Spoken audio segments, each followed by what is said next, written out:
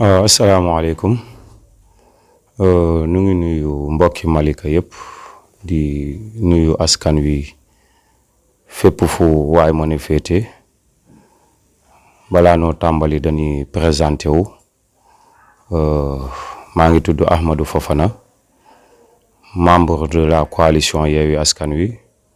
mais membre aussi Pastef les Patriotes bëggoon a dikk ak yéen ci benn waxtaan wu ndaw woo xamante ni actualité la bu nekk di daw diggante démb ak fii ñu toll nii tey concerné ñu bu baax a baax tax nu bëggoon a def benn déclaration de presse bokk kook suñu mbokk yi nga xamante ne leen àndal ci liggéey bi constaté ay mbir yoo xamante ne nii mu ngi nekk di ñu koy dégg muy ruumandaat ci commune bi ci gox bi ay carte d'identité yoo xamante ni ñu ngi am ay sources sûres yoo xamante ni dañuy taseeg ay nit ñu koy yor lu ñu teg ci suñu bët yenn yi ñu koy jottali comme ay information ñuy dégg ci ay information comme quoi que le maire sortant mi nga xamante ne mooy Momar Talla Gadiaga mu ngi récupérer ay carte d'identité ci soxna yi nga xamante ne ñoo nekk ci biir commune bi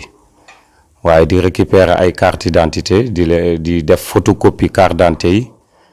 di leen gëmloo comme quoi que daf leen di defal ay financement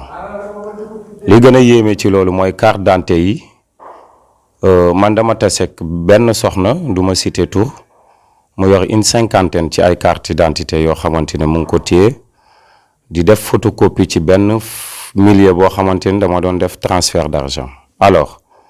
ma laaj ko ne ko yow carte d'identité yi nga yor nii bari na lool xanaa xamoo ñun lii dañ koy bañ di ko tooñ ci la ma xamal que ni dafa war a photocopie carte d'identité yi ndax am na lu mu ciy liggéey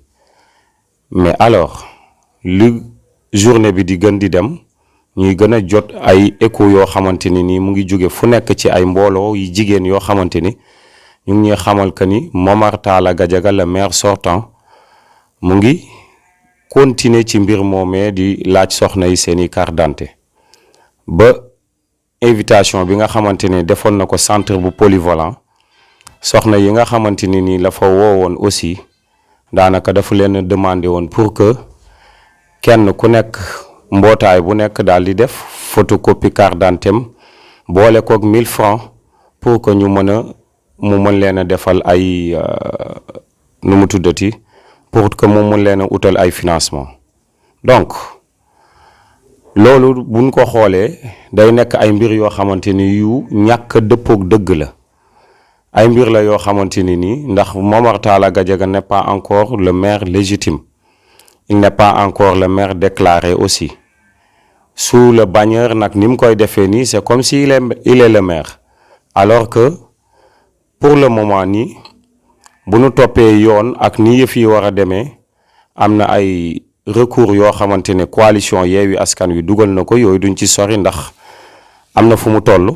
donc loolu duñ ci yëy yàbbi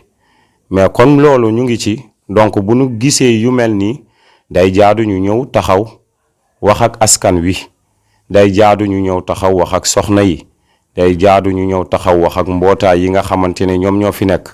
ñu bàyyi nelaw bi te yeewu aussi parce que c'est important li tax loolu important mooy dañuy sensibiliser bépp mbootaay boo xamante ne mu ngi fii ci biir Malika di sensibiliser bépp association boo xamante ne mu ngi ci biir Malika fii te xam ni seen carte d'identité yi nga xamante ne moom lañ jël di ko joxe nañu xam ne ñu ngi def loo xamante ni nii xamuñu lan la leen mën a jural ëllëg et rien ne prouve que ni financement yooyee ñu leen di dig ci yooyu la ñuy jot na sëkk nag askan wi daal di yeewu te xam ni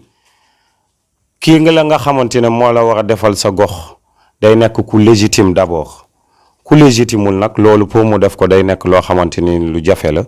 loolu moom moo taxoon ñu bëggoon a def benn déclaration de presse bu ndaw boo xamante ni lii bëggoon nañ ci yëy yàbbi mais di ci lancer appel opinion bi yëpp di ci lancer appel autorités yi nekk fii ci biir Malika di leen wax que ni lii mu ngi en cours ñuy demander aussi que ça cesse ndax tamit achat de conscience bi doy na liñ ci jot a dund rek doy na ki def ak yéen 20 ans ba nga xamante ni nii mu ngi nekk ci benn mandat boo xamante ni ñu ngi laam-laame ndax am na ko amu ko donc bu ne ñoxor njaay rek mu daal di jóg dem di récupérer ay carte d'identité di laam-laami loolu di jàpp naa ni ay tappale la te loolu ñu ngi ñaan que loolu mu arrêté ñu ngi demander aussi que loolu mu cessé salaamaaleykum wa rahmatullah. Bonjour ou bonsoir à vous, mes frères, mes sœurs, mes parents, vous qui aurez à écouter cette vidéo, à écouter et à regarder cette vidéo. Nous avons un message important à vous déclarer. Parce que ces temps-ci, on a remarqué et on a vu avec des preuves à l'appui que les élections qui ont eu à passer dans cette commune n'ont pas encore de résultats définitifs et que le maire actuel, qui est Momar Talla Gadiaga, lui et ses partisans commencent à récupérer les cartes d'identité des femmes, des groupements de femmes et d'associations, soi-disant qu'ils leur donnent des financements, alors que les résultats ne sont pas encore définitifs.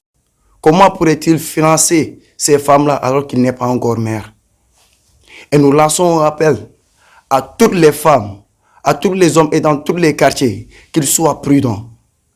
Car à l'heure actuelle où nous sommes, la situation est grave. Et ces actes qu'ils posent ne marchent pas en conforme avec ce que la loi dit. Car actuellement, d'après le préfet, aucune manifestation ne doit être faite. Et ces récupérations des cartes, nous les dénonçons. Et j'appelle à toutes ces femmes-là qu'ils arrêtent de donner leurs cartes à ces hommes-là, à ces faux politiciens, qui leur disent qu'ils leur donnent des financements et qu'ils ne donnent rien. Parce qu'on est dans une commune, après 22 ans de pouvoir de Talla Gadiaga, on n'a jamais vu aucune femme être financée. Celui qui ne t'a pas financé pendant 22 ans, comment pourrait-il le faire pendant ces 5 ans qui viennent, alors qu'il n'est pas encore sa mère? Je vous dis, mes frères, mes sœurs, mes parents, le temps est venu, c'est le moment du réveil. Ouvrons nos yeux et arrêtons de donner nos cartes à ces faux politiciens. Gardez vos cartes d'identité, car c'est votre voix. Gardez vos cartes d'identité, car ces cartes d'identité vous serviront à voter. Et lorsqu'ils récupèrent ces cartes d'identité, ils prennent les informations, vos numéros de carte d'identité, vos noms et prénoms, et ils le gardent pour les élections à venir. Bientôt, nous irons aux élections législatives et ils utilisent ces cartes à des fins négatives. Car ces temps-ci, on a remarqué et on a vu aussi, on a des preuves à l'appui, que ces militants sont partis à l'arrêt 75, récupérant des cartes des femmes et en leur donnant en échange 1000 francs par tête. Et ils récupèrent ces cartes en leur disant qu'ils leur donnent des financements. Je vous dis, vous les femmes, vous les groupements de femmes, on vous nargue. Ils ne vous donnent rien du tout. Il n'est pas encore maire. Et la loi n'a pas encore déclaré maire. Donc vos cartes, gardez-les précieusement avec vous.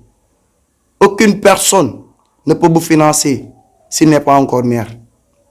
Donc soyez prudents. Gardez vos cartes d'identité précieusement et ne les donnez à aucun politicien. Et nous appelons à toutes les autorités, à toutes les personnes, à toutes les gens qui sont des responsables dans leur quartier, qu'ils continuent à lancer ce message et à éveiller nos mamans. Car le monde est trop dur. Ce Sénégal-là est trop dur, trop précaire, raison pour laquelle nos femmes, quand tu leur appelles et tu leur dis, on te donne des financements, ils sont prêts à tout donner pour ces financements-là. Mais soyez conscients que ce monde-là, il y a des faux politiciens, il y a des gens qui utilisent vos cartes d'identité à des fins négatives.